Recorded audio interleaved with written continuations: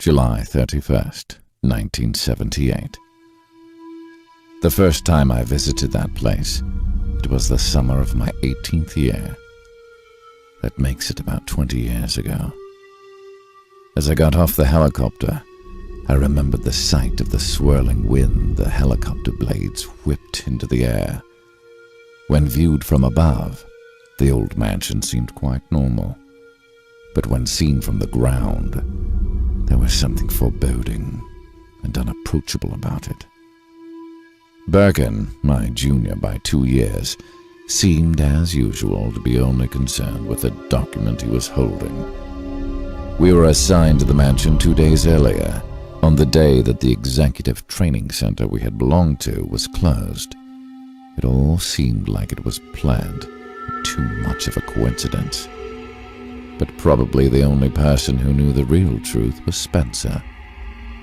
Spencer was one of the main guys in charge of America's t-Virus research at the Arklay Research Facility. As soon as we got off the helicopter, the head of the facility was standing in front of the elevator, ready to greet us. I can't even remember the guy's name. Who really cares about formalities and figureheads like him? From that day on, the Arklay Research Center was ours. As chief researchers, we were put completely in charge of all aspects of the facility. Of course, that is just how Spencer had planned it all out. He chose us. We ignored the facility head and got on the elevator. I had already memorized the building layout the day before, and Birkin, although he has no bad intentions, never really pays much attention to other people. Most people probably get pretty irked from the first 5 seconds that they meet us. However, the facility head had no reaction at all. But then, I was a young buck, completely full of himself, so I didn't really pay the facility head any mind. But in the end, I was really only Spencer's puppet, and the facility head, whose boss was Spencer, at least actually knew what Spencer was up to and what he was thinking. The whole time we were riding in the elevator, Birkin never took his eye off the documents he was holding. The document that Birkin was scrutinizing so closely was a report about a new virus that has shown up in Africa. It was called Ebola. At this moment, there were many people all throughout the world who were studying the Ebola virus. However, I think there were 2 major reasons why they were studying it: to help people and to kill them. As you probably know, the death rate of someone affected by Ebola is 90%. In 10 days, it quickly destroys a person's organs. Even now, there are no known ways to prevent it or cure it. It could, quite possibly, destroy a large part of the human race. Of course, even before this, due to the Biological Weapons Prohibition Pact, it was illegal for us to study the virus as a weapon. However, even if we weren't the ones to research it, there was no proof that someone else wouldn't be doing that same thing. And so it was considered legal for us to research it, just in case. There is a thin line in international law between what is acceptable and what is prohibited. And so, it became necessary to research how the virus study information would be used as a method of prevention, not as a weapon. There really is no difference in the way in which you research a virus as a cure from how you research it as a weapon. But since the 2 are very similar, it is possible to pretend you are researching a cure, while in fact, be researching the virus as a weapon. Even though at that time, for whatever reason, Birkin may have been looking at the Ebola report, he wasn't really researching the Ebola virus. The Ebola virus had too many weak spots. First of all, the virus could only survive for a few days, if not inside a human body. It would soon die if under sunlight, ultraviolet light, for too long. Secondly, since it kills the host too quickly, there isn't enough time to transfer, infect other hosts. Finally, the virus is only transferable through direct touch, and so it can be easily prevented. Try to imagine the following. If a person who was heavily infected, the disease had spread all throughout their body, could actually stand and walk around, and without knowing it, was in direct contact with other people of their own accord. What if the RNA of the Ebola virus could actually alter a person's genetic code? And if, through that, a person was able to carry the virus without dying? What if this person had the resilience of a monster? That is, wouldn't this person be a living dead whose body carried the virus? Something that could infect others, sort of like a living biological weapon. I guess we are lucky that the Ebola virus doesn't have the potential to do such things. I wonder if we will be successful in holding out to such a virus without it getting into the wrong person's hands. The Arklay Lab, headed up by Spencer, was built for that purpose, it seemed. To create a disease capable of the characteristics I listed before. Officially, it was just a pharmaceutical company researching cures to viruses. But the truth is, it was really a factory for manufacturing biological weapons. The origin of the company was to create new starter viruses by recombining genes. In order to produce biological weapons out of these new starter viruses, they began studying virus mutations in order to strengthen the basic viruses they had created. This was known as the t-Virus experiment. RNA-based starter viruses can easily be mutated.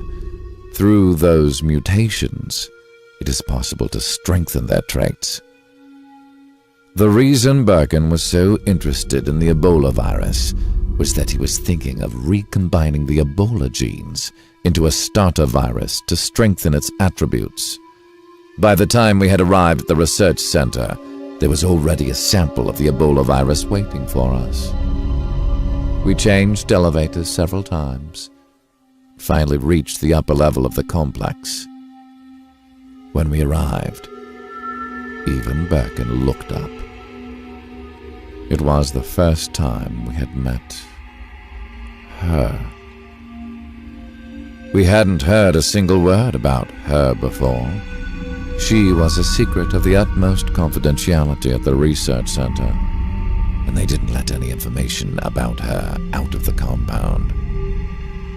According to the records, she was at the research center from the very moment it was first built. She was 25. But we didn't know her name, nor why she was here. She was to be used as the experimental subject host for the t-Virus. The day we began the experiment was November 10th, 1967. We did t-Virus experiments on her for all of 11 years. Birkin mumbled something. Maybe they were words cursing our situation. Maybe they were words of praise. In any case, we had come to the point of no return now. We had two choices: to succeed in our research, or to lay here rotting like she was. Of course, that meant we really only had one choice.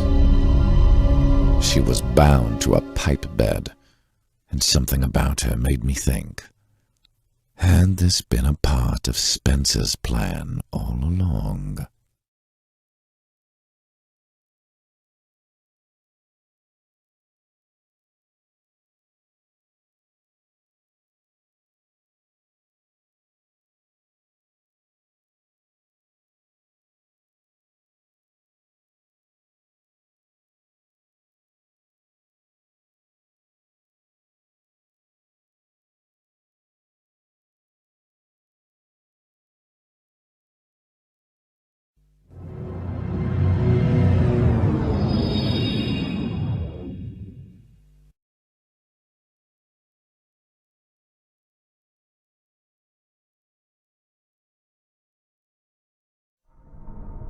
July 27th, 1981.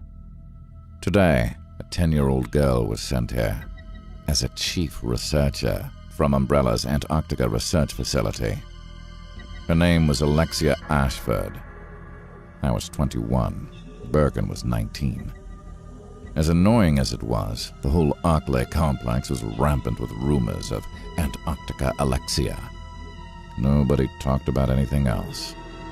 She had been at Umbrella for a long time. The older guys at Umbrella knew the legendary Ashford name. Before we ever reached a dead end in our research, one of the old-timers would say, if only Professor Edward was still alive. If I remember correctly, Edward Ashford was one of the people who first discovered the starter virus and who originally planned creating the t-Virus. However, he died soon after Umbrella was founded. It's been 13 years since his death, so is there really anything to gain by having high expectations of the Ashford lineage? And in fact, the Antarctic Research Center founded by his son hadn't yielded a single result. Don't people know the limits of Alexia's smarts? She is only Edward's grandchild, after all. But from the day she came, our worthless, good-for-nothing subordinates began to say, it's a good thing Alexia is here. She may be from a famous family, carry great genes within her, but nonetheless, I knew it was going to be a real hassle having subordinates with such a lack of good judgment. It's idiots like that who, if they accidentally stuck their foot in a bucket, wouldn't be able to move or figure out what to do unless someone told them. At least I could still tell the difference. However, if at that time I would have gotten upset about the whole thing, it would have just slowed down our progress on the t-Virus research. Unless you can keep your cool and still be decisive no matter what the circumstances, then success will always evade you. At that time I was thinking this: by making good use of the past, then we could definitely yield good results. And if some of those old-timers, who feasibly could die at any second, then they would make great test subjects. After all, do you think it is possible to stand above the people if you can't rationally use their human resources well? However, the problem was Birkin. The way he reacted to the Alexia rumor was terrible. He never really said it, but for Birkin, the fact that he was the youngest person to ever be a chief researcher was always something he was proud of. That pride was severely injured by having a mere 10-year-old become a chief researcher. It was probably the first time someone so talented as he had ever tasted defeat. He just couldn't accept the younger girl of good lineage to be made a fool of by someone who hadn't gotten any results. Someone who had worked so far away. The fact that he couldn't get over it showed his immaturity. However, even though he was still immature, no matter what, I had to bring him back to his senses. It was during these 3 years that our research moved up to the second level. It was at this point that we fixed upon the idea of making a living biological weapon. We started to call the t-Virus by a new name: zombie. However, it was impossible to get a 100% infection ratio. Within people, there is a subtle difference that the virus couldn't totally overtake. It seems compatibility was also a major factor. About 10% of the people who were injected with the zombie virus didn't get infected. And this was something that, no matter how hard we researched, we just couldn't overcome. A disease that would affect 90% of all humans seemed to me to be quite an effective weapon. But Spencer didn't see it that way. Spencer said he was hoping for a specialty virus that could easily wipe out everyone. But why in the world would he want something like that? One important characteristic of biological weapons was that they could be developed cheaply.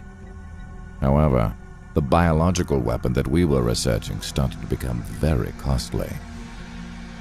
If Spencer was in it just for the money, and he probably wouldn't have chosen to spend the extra money on researching a specialty virus that infected and wiped out 100% of its victims. It just wasn't financially worth it. Why would he want to ignore all financial concerns just to continue the research? If by changing the idea of war through biological warfare, he was attempting to monopolize all military industries, then I would have understood that. But even to this day, I have no idea what his true intentions were. But whatever Spencer's real reason was, Birkin was planning on making a biological weapon that would increase a country's military capacity. Not to just manipulate the genes of the T-Virus, but also by adding other genetic code. He was planning on creating him. A military biological weapon that could annihilate those who went unaffected by the virus, as well as people who were wearing antiviral gear and equipment. This weapon was later named Hunter. However, that experience was temporarily put on hold in order to protect the test subjects from Birkin. Birkin's pace was quickened by Alexia's existence. He began to act out of the ordinary. He would stay at the lab for 24 hours straight, attempt experiments that he hadn't really thought out. I tried to use other researchers to get as many samples from the subjects before they died, but I just couldn't keep up with his pace. The head facilitator brought in a new subject as if nothing had ever happened, but she too soon died. It was hell. And within that hell, there was but one person living. The female test subject's body that continued to live on. She was already 28 years old, having lived 14 of the years in this research facility. Someone whose consciousness had been taken away by the starter virus that had been injected into her 14 years ago. Someone who, if their heart did happen to actually be alive, would only hope for death, but she continued to survive. Why was only she able to survive this long? Her basic experiment data and that of other test subjects seemed to be the same.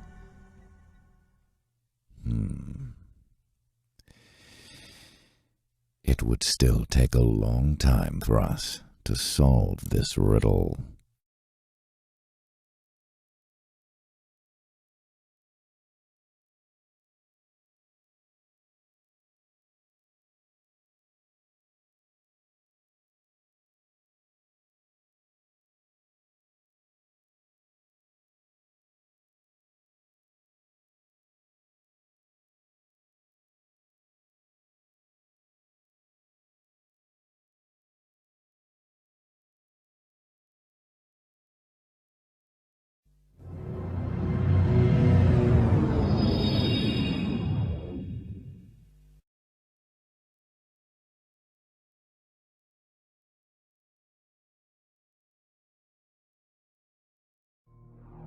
December 31st, 1983. The winter of my 6th year at the Arklay Research Center.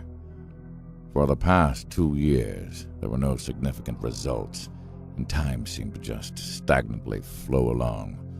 But before long, we had a breakthrough. The thing that started it all was a report we got that morning. Antarctica Alexia had died. The cause of her death was that she accidentally got infected by a virus that she herself was researching. It was called the T-Veronica virus. Alexia was 12 years old. It seemed she was just a little too young to be undertaking such dangerous experiments. There were many rumors to be heard. One particular rumor actually suggested that she injected the T-Veronica into her own body. No matter what the circumstances, I find that particular theory to be implausible. Probably, she was just so shaken up over her father's disappearance 1 year earlier that she just made a mistake in the experiment. After that, Alexia's last remaining blood relative, her twin brother, who had worked in the Antarctica Research Center, came and picked up her work where she left off, but no one had any expectations of him. In the end, the Ashford family was basically dead, without even yielding a single advance for the experiment. It was just as I thought. A legend is, after all, merely that, a legend. After the news of Alexia's death, Birkin changed. Or I guess I should say, he returned back to his normal self. But I guess the biggest thing was that all of his subordinates now had no choice but to think of him as the main researcher, since now there was no one who could surpass his talents. However, with that, it became taboo for anyone to talk about Alexia in front of him. He fiercely opposed me when I planned on getting a sample of the T-Virus. I had no choice to put finding the truth about Alexia's research on the back burner. In the end, even though the situation was at its best, Birkin himself failed to grow up and advance his research. However, at that time, I was concerned more about a different question at hand. The Arklay Research Center was surrounded by a dense forest. I often hiked through the forest, but since the center was located in a mountain region, there was never anyone to be found nearby. The only method of transportation was by helicopter, and the center wasn't exactly the type of place that people came to visit. One important reason for the fact that the center was located in such an isolated location was to prevent the virus from getting out in the instance of a leak. However, biological weapons aren't that simple. Viruses don't only infect humans, they can infect other things as well. Any virus is usually capable of infecting more than one host. For example, the number of species that the ordinary influenza virus, the common flu, is recognized as infecting are birds, pigs, horses, seals, and humans. The difficult part is not that all types of animals, people within a species are affected. Even though within the bird species, ducks and chickens are affected, all other birds are not. And if a virus mutates, then the kinds and number of hosts it affects changes. So, it is impossible to create a virus that is capable of affecting everything. And that was the main problem, trying to adapt the T-Virus so that it would affect everything that it came in contact with. After Birkin became useless, I started investigating the T-Virus's communicative infection rate. It was then that I found out it was a fact that the T-Virus could infect almost any kind of living thing.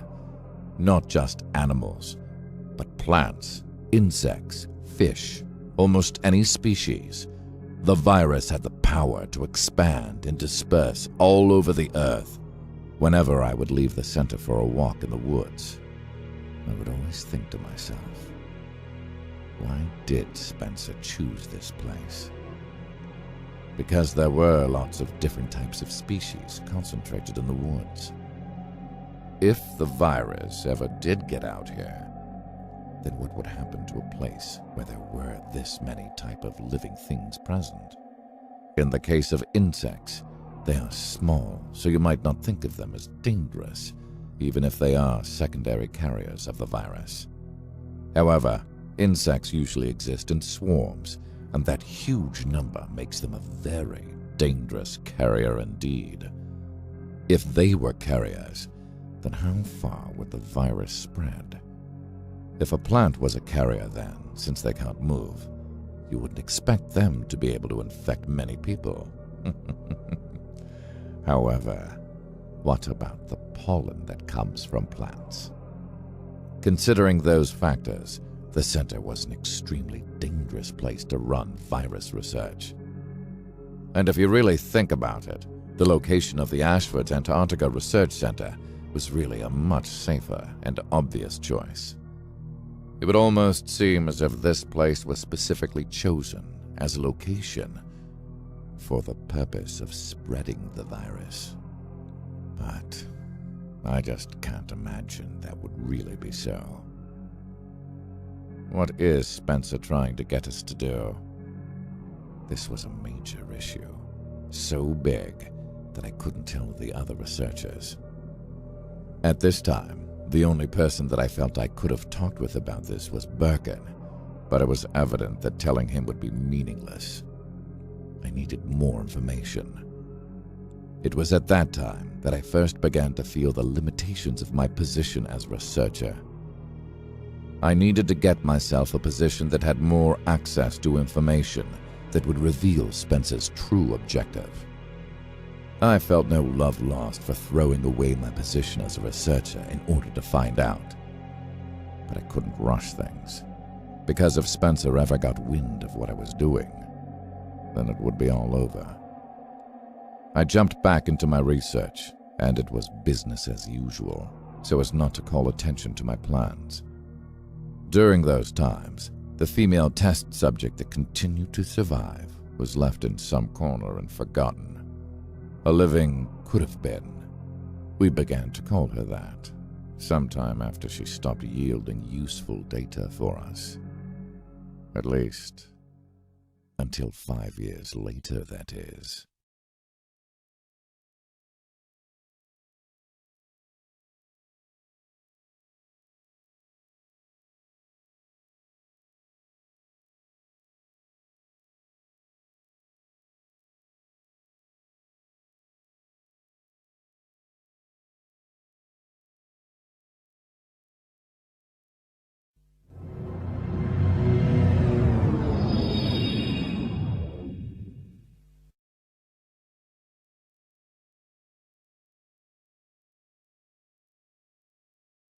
July 1st, 1988. The summer of our 11th year at Arklay was just starting. I was already 28. Birkin had become a father and already had a 2-year-old daughter. His wife was one of the researchers that worked at Arklay. You would normally think it hard to understand someone wanting to get married and raise a child, all the while doing the research. But it is said that only non-ordinary people ever continue to do research at Arklay. Only the crazy ones ever succeeded here. And so, after 10 long years, our research finally reached the 3rd stage. To create a living biological weapon that was a soldier, that would follow strict orders, obey its program, and have intelligence. It was the so-called tyrant, basically a monster that we sent out to create. However, there was a major obstruction to our research back then. Finding a basic body for Tyrant. The biggest problem was that suitable bodies for Tyrant were, at that time, genetically very limited. The source of the problem lay in the nature of the t-Virus. The t-Virus mutation used to create zombies and hunters could be used on just about any human, but it would also cause a decline in the subject's brain capacity. If the subject didn't have a certain amount of intelligence, then it couldn't function as a tyrant. Birkin tried solving the problem by picking out new mutagens that would keep down the wear and tear on the subject's brain, so long as the subject fit the tyrant profile. However, the number of people that had suitable genetics to accept the tyrant cells were very limited. In a genetic analysis simulation, it was found that only 1 in 1 million had the genetic makeup to become a tyrant. Any other person would merely become a regular zombie. If we could have continued with our research, then I'm sure we could have found a way to make a different type of t-Virus that could change more people into tyrants. However, in order to do that research, we first needed people that were perfectly suitable for the new mutation. The odds of us being able to bring one of those few people living in America that fit the profile was extremely low. In the end, the only thing they were able to do was to, by force, bring a few close contenders in from other labs. Even before we had the chance to start our research, it seemed we had already hit an obstacle. At that time, I heard a rumor about another location in Europe where they had already reached the third level of producing a living biological weapon using a method that no one had thought of. It was known as the Nemesis Plan. In order to change the stagnant working pace and conditions, I took it upon myself to get a sample of one of the subjects from that plan. Of course, Birkin first disagreed with me, but in the end I was able to get him to reconsider. Everyone had no choice but to recognize the fact that, until we found a suitable tyrant subject, our research wasn't going anywhere. The package from Europe came at midnight, several days later, after a series of broadcasts, proposals, and counter-proposals. That box that contained it landed on the helicopter pad. It read, Nemesis Prototype. I had to use some very strong tactics to get the incomplete thing where it was being researched in France, but all the while, Spencer was backing me up, pulling all of his strings and using his influence. Only Birkin showed no interest in it until the end, but he at least recognized it as an important part of the experiment. The sample was developed to create a never-before-seen, totally new form. By manipulating genes, they had artificially created a living parasite. That was what Nemesis really was. It could latch onto another organism's brain and then take control of the host's brain, bringing it a high level of destructive power. By combining intelligence with a destructive body suitable for battle, they were able to form the ultimate biological weapon.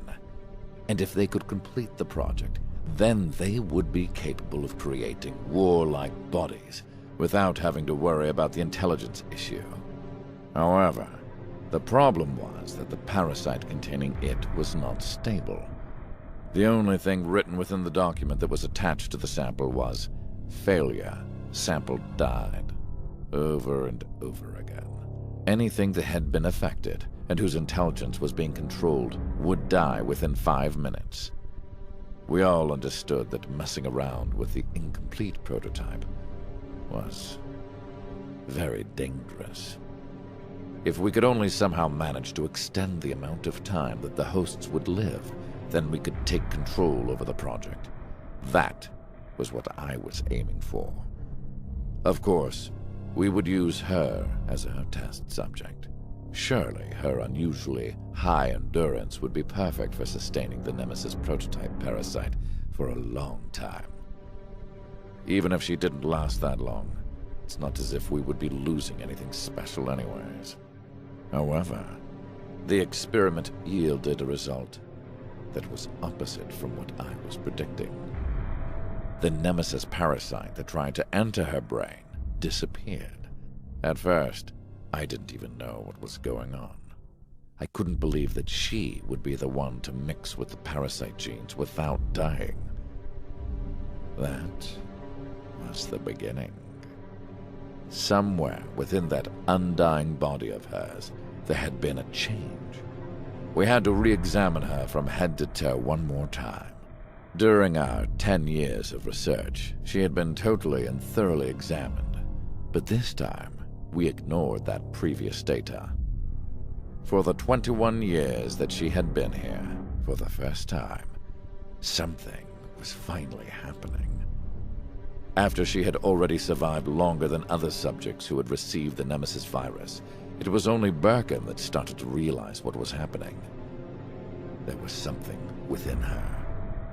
That something was a deviation from the t-Virus plan. Something new that gave way to a new form. Something that changed our destiny. It was the beginning of the G-Virus plan.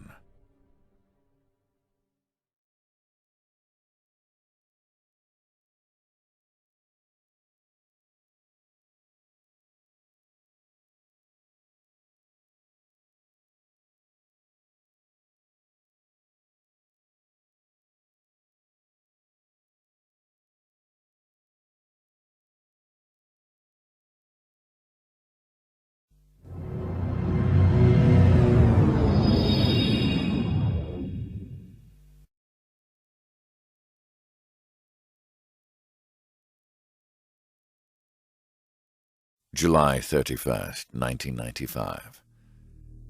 It had been 17 years since I'd been back there. When I come, I remember the wind. The scenery and buildings from the surrounding area hadn't changed a bit. I saw Birkin standing on the helipad. He arrived before I did. Meeting with him somehow already seemed nostalgic. It had been 4 years since I had left the Arklay Research Center. 4 years ago, when Birkin's proposed G-Virus plan was approved, I put a transfer request for the data information section, and my request was immediately approved.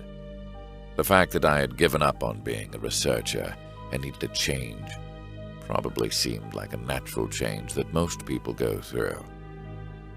Actually, the truth of the matter was that G had already reached a level that was beyond my ability. And even if I wasn't really here to discover Spencer's true intentions, I think that at that time, I would have definitely realized the limitations of my ability. As the wind danced around the helicopter, Birkin was, as usual, fixated on some document. Apparently, he was coming to Arklay on a routine basis, but he was no longer assigned there. A while ago, he had been transferred to a huge underground research facility in Raccoon City. That was the main facility for his G-Virus research. But, to tell the truth, 4 years ago, I really didn't think that Spencer would approve G, because it deviated from the idea of weapon, and it was created with too many unknowns left unsolved. The big difference between G and the T-Virus was that a body infected with G would spontaneously continue to mutate. Of course, a virus's genes are unprotected, so it quickly mutates. But the cells within a living organism are different. Even if the subject's makeup has been altered by the virus, the cells within the organism's body rarely can be mutated. Of course, by using outer stimuli, such as radiation, you can make mutations occur within a living body.